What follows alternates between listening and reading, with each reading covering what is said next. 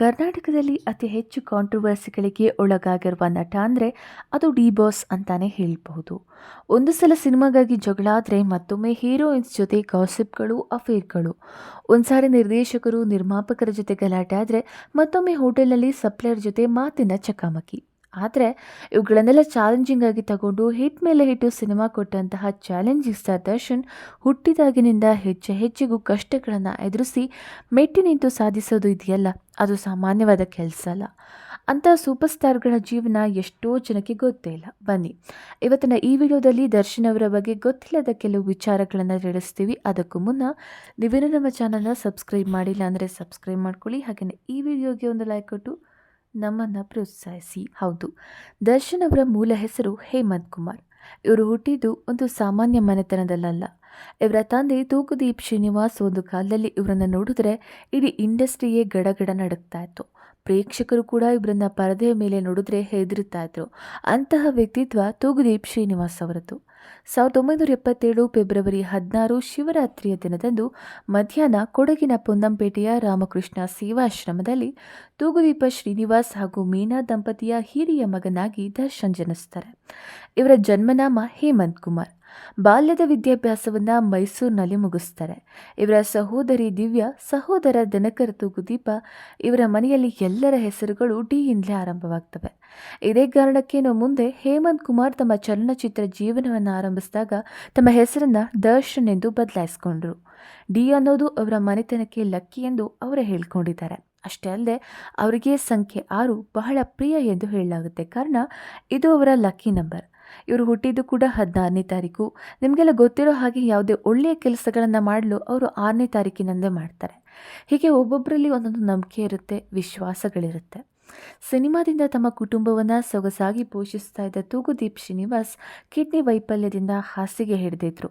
ಇವರ ಪತ್ನಿ ಮೀನಾ ಮನೆಯೊಂದನ್ನು ಹೊರತುಪಡಿಸಿ ಬೇರೆ ಎಲ್ಲವನ್ನ ಅವರ ಚಿಕಿತ್ಸೆಗಾಗಿ ಮಾರಿದ್ರು. ಕಡೆಗೆ ದಿನನಿತ್ಯದ ಊಟಕ್ಕೂ ಕಷ್ಟಪಡುವ ಸ್ಥಿತಿ ಬಂದಿತ್ತು. ಈ ಸಮಯದಲ್ಲಿ JSS ಆಸ್ಪತ್ರೆ ಆರ್ಥಿಕವಾಗಿ ಸಹಾಯ ಮಾಡುತ್ತೆ.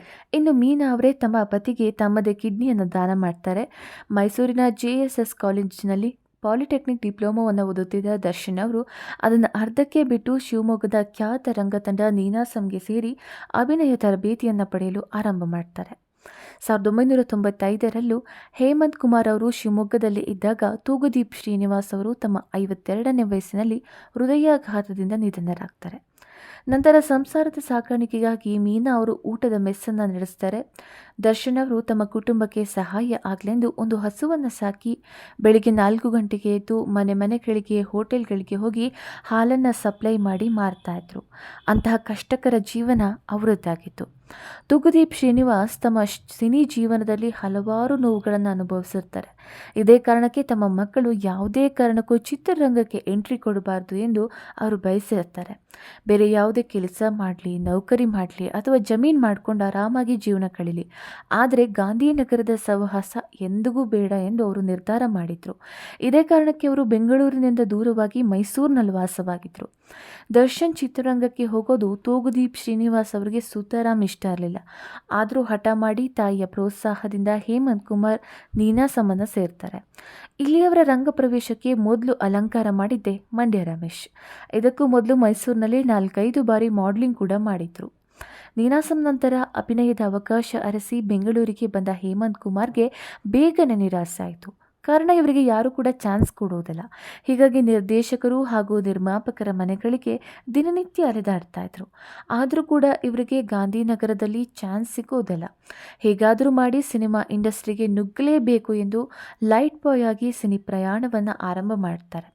ನೋಡಿದ್ರ ಎಂಥ ಪರಿಸ್ಥಿತಿ ಡಿ ಬಾಸ್ಗೆ ಇತ್ತು ಅಂತ. ಹಲವು ಅವಮಾನಗಳನ್ನು ಎದುರಿಸಿ ಮುಂದುವರೆದ ಇವರಿಗೆ ಅಲ್ಲಿ ಅಣಜಿ ನಾಗರಾಜ್ ಎನ್ನುವರ ಪರಿಚಯ ಆಗುತ್ತೆ. ಇವರು ಖ್ಯಾತ ಸಿನಿಮಾಟೋಗ್ರಾಫರ್ BC ಗೌರಿಶಂಕರ್ ಅಂದರೆ ನಟಿ ರಕ್ಷಿತಾ ಪ್ರೇಮ್ ಅವರ ತಂದೆ. ಅವರಲ್ಲಿ ಅಣಜಿ ಅವರು ಸಹಾಯಕರಾಗಿ ಕೆಲಸ ಮಾಡ್ತಾ ಇರ್ತಾರೆ. ದರ್ಶನ್ ಅವರು ಕೂಡ ಅಸಿಸ್ಟೆಂಟ್ ಕ್ಯಾಮ್ರಾಮ್ಯಾನ್ ಆಗಿ ಅವರ ಬಳಿ ಕೆಲಸ ಮಾಡಲು ಶುರು ಮಾಡ್ತಾರೆ. ಇನ್ನು ಅದು 1997. ಆ ಸಮಯದಲ್ಲಿ S. ನಾರಾಯಣ್ ಅವರು ತಮ್ಮ ಮಹಾಭಾರತ ಸಿನಿಮಾದಲ್ಲಿ ದರ್ಶನ್ ಅವರಿಗೆ ಮೊಟ್ಟ ಮೊದಲ ಅವಕಾಶವನ್ನು ಕೊಡ್ತಾರೆ. ನಂತರ S. ನಾರಾಯಣ್ ಅವರೇ ಡಿಟೆಕ್ಟಿವ್ ಚಂದ್ರಕಾಂತ್ ಅನ್ನೋ ಸೀರಿಯಲ್ನಲ್ಲಿ ನಟಿಸಲು ದರ್ಶನ್ಗೆ ಅವಕಾಶ ಮಾಡಿಕೊಟ್ರು. ಆದರೆ ದರ್ಶನ್ ಅವರು ಹೆಚ್ಚಾಗಿ ಗುರುತಿಸಿಕೊಂಡಿದ್ದು ಎಸ್ ನಾರಾಯಣ್ ಅವರ ಅಂಬಿಕಾ ಧಾರಾವಾಹಿ ಮೂಲಕ. ಆ ಸಮಯದಲ್ಲಿ ಹೊಟ್ಟೆಪಾಡಿಗಾಗಿ 3 ಕಾರ್ಟೂನ್ಗಳಲ್ಲಿ ಧ್ವನಿ ನೀಡಿ ಅಂದರೆ ಡಬ್ಬಿಂಗ್ ಆರ್ಟಿಸ್ಟ್ ಆಗಿ ಕೆಲಸ ಮಾಡ್ತಾರೆ ಹೇಮಂತ್ ಕುಮಾರ್. ಒಟ್ಟಾರೆಯಾಗಿ ದರ್ಶನ್ 5 ತಮಿಳು ಚಿತ್ರ, 1 ಕನ್ನಡ ಚಿತ್ರದಲ್ಲಿ ಪೋಷಕ ನಟನಾಗಿ ನಟಿಸ್ತಾರೆ ಹಾಗೂ ಹಲವಾರು ಟಿವಿ ಸೀರಿಯಲ್ಗಳಲ್ಲಿ ಕಾಣಿಸ್ಕೊಳ್ತಾರೆ. ಹೀಗೆ 3-4 ವರ್ಷ ಗಾಂಧಿನಗರದಲ್ಲಿ ಅಲ್ದಾಡಿ ದರ್ಶನ್ ಕಷ್ಟಪಡಬೇಕಾಗುತ್ತೆ.